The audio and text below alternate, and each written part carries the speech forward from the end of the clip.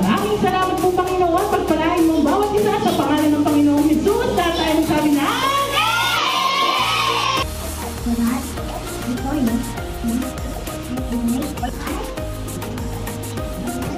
ang Diyos. palakpakan niya. Susunod na henerasyon ng Diyos. Para sa mga matagumpay na susunod na henerasyon ng Diyos. Matagumpay na susunod na henerasyon ng Diyos. Chapter 4, verse 10. Pinakabuting kaliwanag sa loob ng Diyos nabangan ang lahat ng bawat isa. Amen. Dalawa, para kay lalaki natin. Kaya lang ang dalawa.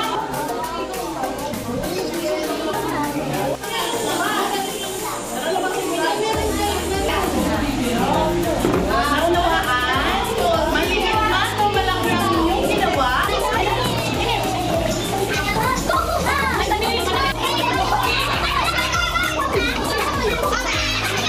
Bigla ka.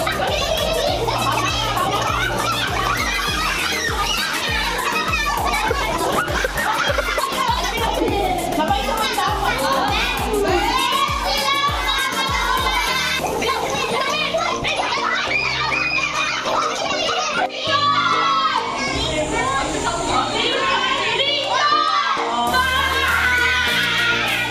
Anong aral ang mapupulot natin sa ating napanood ngayon?